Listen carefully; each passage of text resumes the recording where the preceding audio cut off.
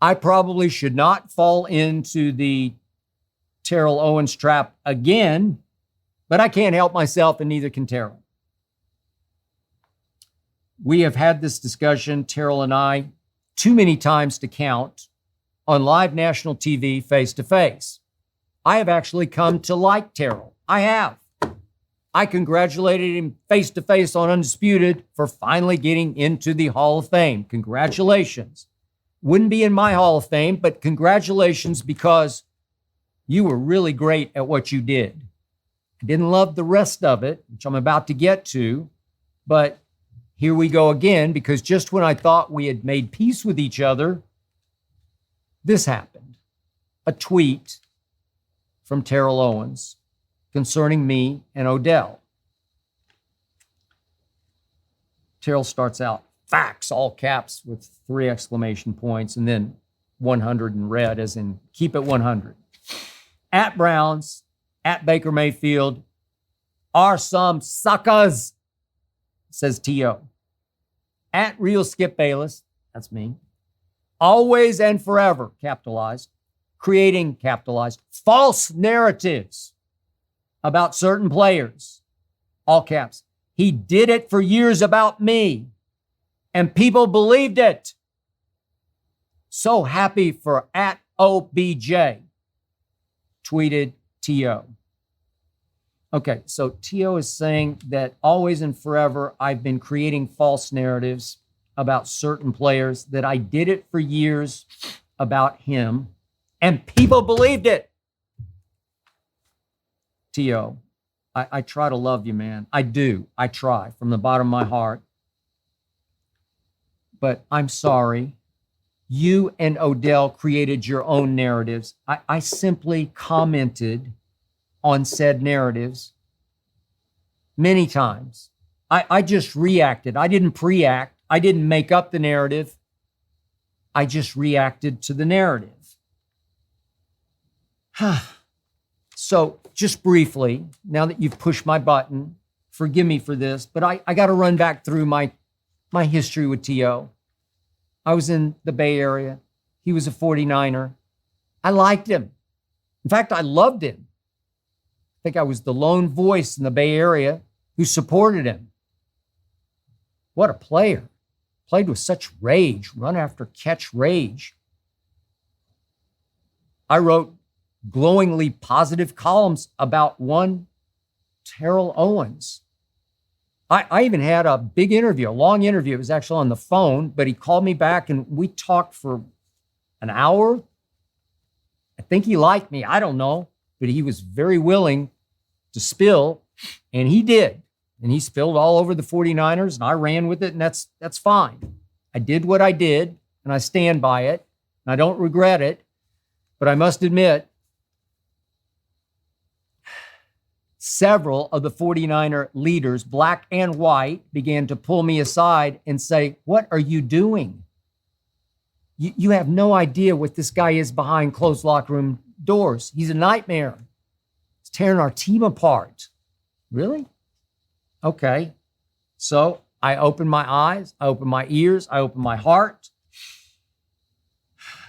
And I'll never forget the game back after 9/11 at Candlestick against the then arch rival St. Louis Rams, a dominating team, as you recall, in 2001.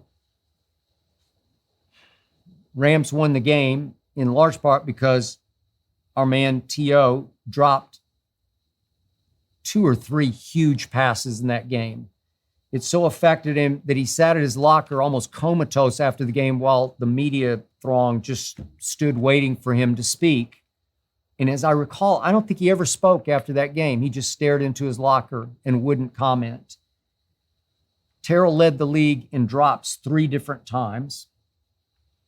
And I'll never forget a game at Chicago, a game that the 49ers led, then blew it, trailed, and lost to a pretty mediocre Bears team coached by Dick Duran, who was then a friend or is a friend of Steve Mariucci, then the coach of the 49ers. And Terrell just went off after the game on Mariucci saying he took his foot off the gas and basically threw the game to his dear friend Dick Geron. I can tell you for a fact, the late, great Terry Donahue, then GM of the 49ers, not happy with that. I think it was the last straw for Terry with T.O. And then the next thing was T.O. went after Jeff Garcia, and I think it was a Playboy interview, and took a really low blow personal shot at Jeff. And then he began to campaign for Jeff's removal from starting quarterback in favor of Tim Rattay, the backup. And it just went completely off the rails to the point that Terry Donahue said, more trouble than he's worth. Great player, more trouble than he's worth. I got to get him out of here. And he winds up trading him to Philly. And I think you remember what happened. First training camp, T.O. and Donovan McNabb, best friends, soulmates, roommates. And then it all went wrong. It exploded the way no friendship has ever maybe exploded in the history of pro football. It got ugly between the two of them. It's too much for this. I could go on talking about what went on behind the scenes for another hour, and we don't have it. But that team began to split over T.O. And there are always players who love him, and there are always players who just find him impossible to live with. And that team began to fracture. And that, once again, is why I nicknamed Terrell T.O. Team Obliterator. He was obliterating another team. Here we went. And he got into it, Brad Childress, then his offensive coordinator. And then I was told that he had a near fight in the training room, actually around the Whirlpool, with Hugh Douglas. And I was told, even talked to Hugh about this when I worked with him at ESPN, that Terrell wanted no part of that showdown. And it got so bad, as you probably remember, that the Eagles suspended T.O. and sent him home, sent him away, and finally just dumped him and said, way more trouble than he's worth. Did I create that narrative? Terrell, did I? I don't think I created the San Francisco narrative or the Philly narrative or the Dallas narrative.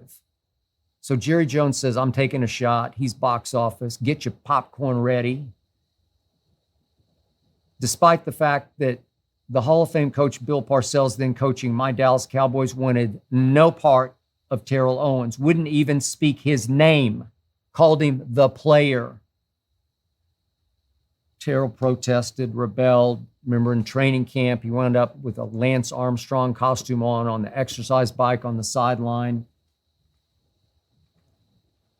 That was pretty much the end of him and Parcells. There was a confrontation with then receivers coach Todd Haley. T.O. thought that Tony Romo was favoring in targets his good buddy, Jason Witten.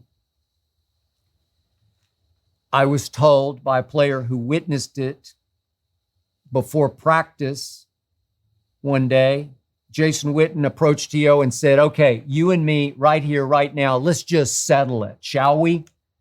And I was told by that player, T.O. wanted no part of that. And he was probably wise not to want any part of that, because I don't think he could have whipped either Hugh Douglas or Jason Witten.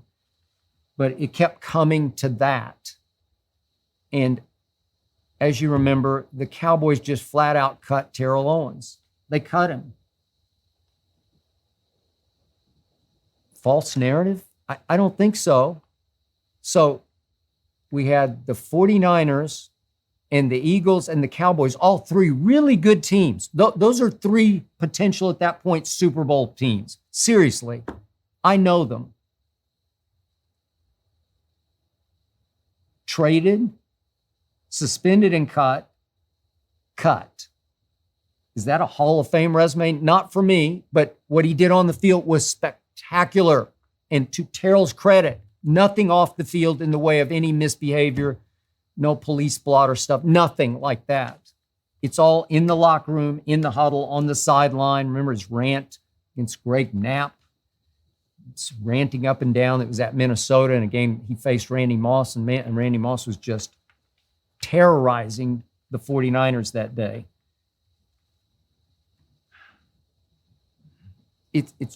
I didn't do that.